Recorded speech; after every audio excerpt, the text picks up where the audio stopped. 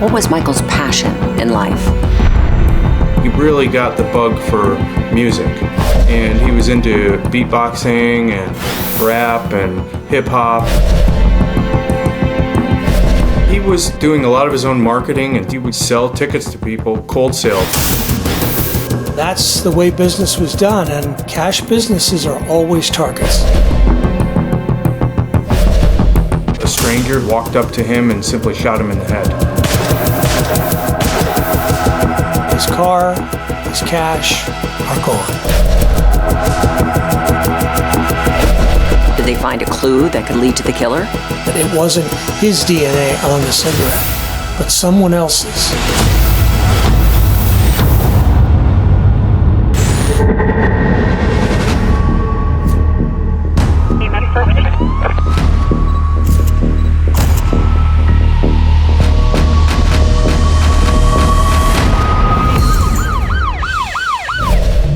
Hi, I'm Nancy O'Dell. Today's Crime Exposé takes us to Las Vegas, Nevada, Sin City. An aspiring hip-hop artist was found shot dead in the parking lot the day he was set to perform. Police had little to go on, but a clue found at the scene was their only hope to solve the case. It led to a killer and put a stop to his murderous crime spree. Las Vegas, where some dreams are born, while others wither on the vine. Some in Vegas create their dream by reinventing themselves, like Michael Portero. Michael Portero was a really well-regarded young man. People loved him, and he was a very kind and giving person. And when he turned about 22 or so, he really got the bug for music. And he was into beatboxing and rap and hip-hop and recording and really promoting a career aspiring to be a hip-hop artist. Michael recognized that this was a genre of music that he really connected with, that he felt he could express himself with. He created a name for himself and performed on the name Mikey P. He was performing. He had a partner, and they were getting ready to do a concert. Michael was so consumed with making music, he built his own home studio. He made home recordings, pressed his own CDs, and sold them out of the trunk of his car. He was doing a lot of his own marketing and ticket sales, and he would sell tickets to people, cold sale for a concert the next day, sell CDs out of his car, having quite a bit of cash on him at times. Mikey was getting ready to do a concert the very next night. He was his own promoter. In those days, that's the way business was done, and cash businesses are always targets. And he was in the parking lot of a local brewery, and an unknown assailant shot him cold-blooded in the head and left him to die in the parking lot. Las Vegas police arrived at the scene and found Michael dead in the parking lot. Police noticed right away that there are no shell cases lying around, so they surmised that he was shot with a revolver, because a revolver cases are not ejected as you would have with a pistol. There's some loose cash lying around. Two very important things were missing. One, his vehicle was gone. Two, he had a large roll of cash because he'd been selling tickets, and that was gone too. Police located a camera pointed right at the parking lot where Michael's body was found. Police got a major break when they uncovered some closed-circuit surveillance, and it showed Michael next to his car, and another car pulls up. He leans into the vehicle and is actually selling a CD and concert tickets for his upcoming show, when all of a sudden a man wearing a hoodie walks up to him, and they exchange words for just a matter of minutes. What did police observe in the video happening between Michael and the man in the hoodie? We see a man approach, a black man, and he approaches Mikey, and he's got a cigarette. And Mikey and this man appear to talk. They appear to have a conversation. They appear to be engaged. There appears to be an argument, and the next thing you know, Michael is dead in the parking lot. So it appeared that he had been attacked by a stranger who had walked up to him and simply shot him in the head. His car, his cash are gone. So as the police begin their investigation, they consider a variety of possibilities. Was this a robbery gone bad? Had something else occurred? Was it a drug deal? So what was the real story? What happened?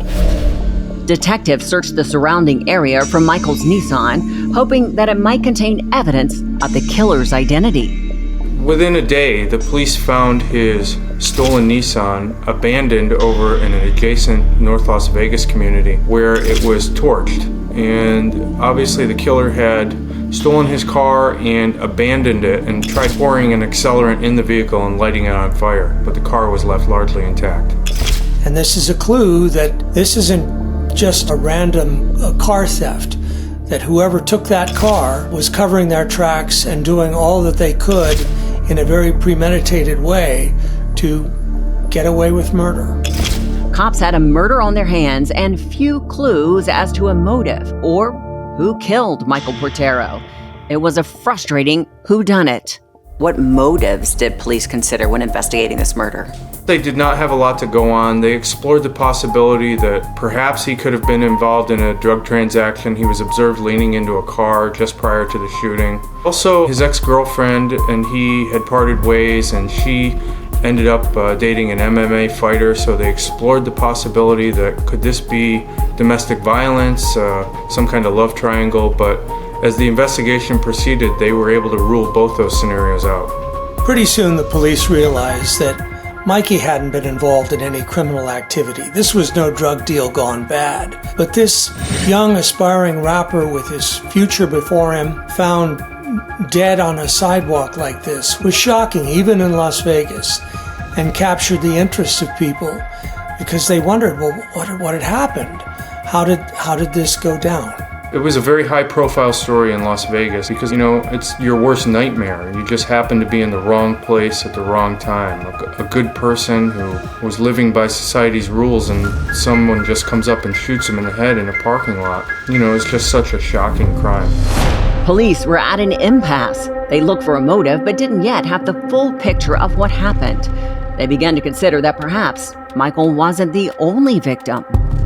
Right after Michael was killed, they started looking at other crimes in the area. Was there anything in the area that happened that was similar? And lo and behold, there was. There was a couple that had been carjacked at gunpoint. The police realized that this was a violent carjacking, and another carjacking had occurred just hours before, involving the same kind of vehicle that Mikey had, the same Nissan Altima. And the description of the assailant was remarkably similar.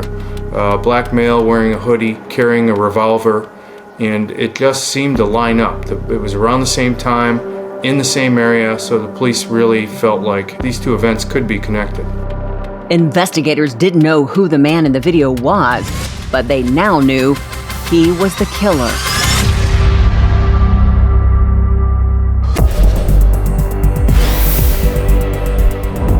Police investigating the brutal murder of hip-hop artist Michael Portero had made baby steps in finding the killer.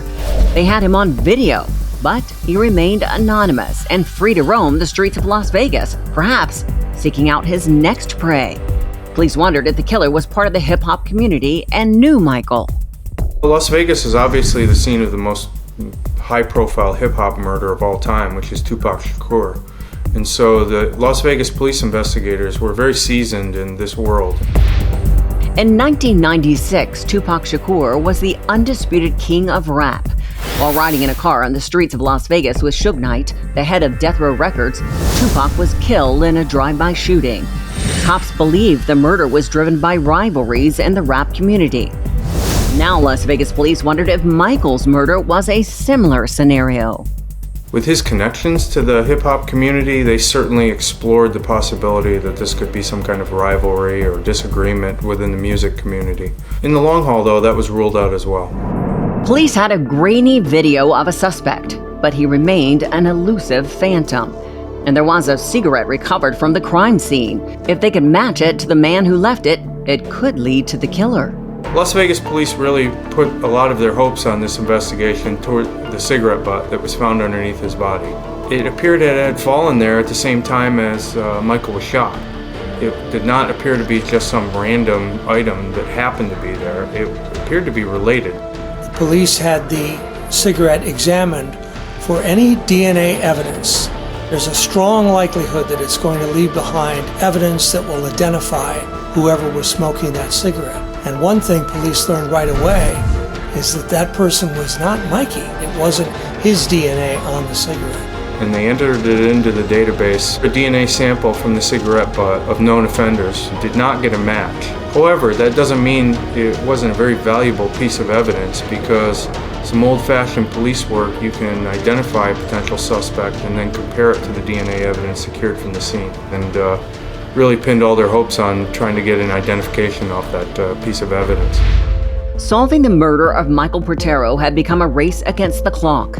Police knew there was a killer on the streets, and they thought it was only a matter of time before he struck again. And then they had an idea. Both the Las Vegas police and Michael's family came together to offer a sizable reward, and they hoped that by putting a monetary award out there that they would get some valuable tips, some new information. And that leads to a break in the case, because they get an anonymous tip that leads them to the suspect. The tip turns out to be true gold, because the caller informs the police that the killer is Brandon Hill. Brandon Hill was just recently arrested for carrying a concealed firearm, and the police looked back and found out, hey, we've confiscated this individual's revolver. And they knew that Michael's homicide was committed with a revolver. So they proceeded with ballistic tests and were very pleased to find out that the gun lined up with the firearm that was used in the homicide. They know that's the murder weapon. This is a major break in the case.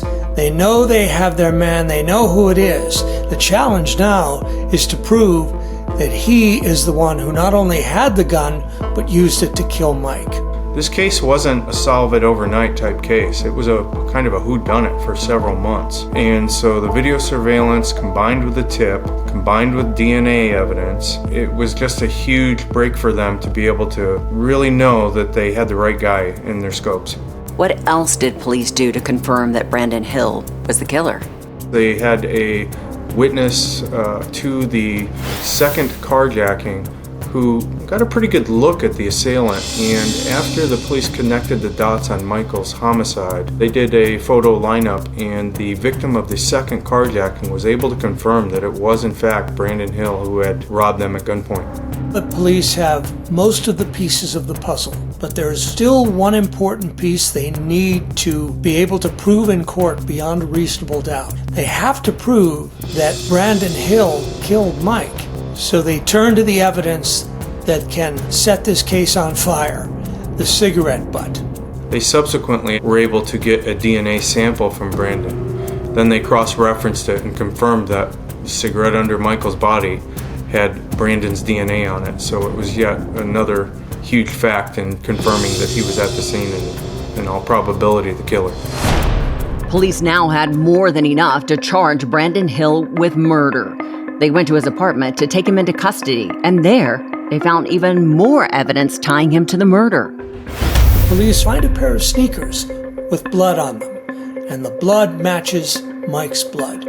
Blood found on the shoes in the closet was almost indisputable evidence that Brandon Hill was at the crime scene. It linked him directly to the homicide, so we know he was there. There's no other explanation provided other than he had to have been the killer.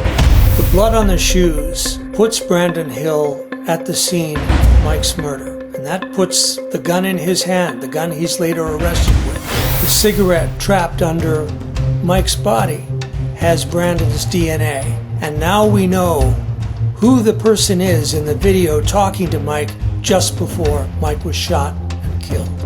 The murder of Michael Portero devastated his family, and for a time it seemed as if no one would ever be charged. Now, with the arrest of Brandon Hill, their prayers had been answered. But then, the Porteros were dealt another blow. As the trial of Brandon Hill is about to begin, the family suffers a terrible tragedy. They've already lost their son, and now they lose their daughter to an ATV accident. Michael's sister died several months after the homicide. In between the time Brandon Hill was in custody, Michael's father passed away from cancer as well. So just a heartbreaking series of events, and highlights how when a murder happens, it's not just the victim, it's all those people around that person who suffer as well. After years of twists and turns in the investigation, police finally charged the man responsible for Michael Portero's death. And there was more heartbreak ahead for the Portero family.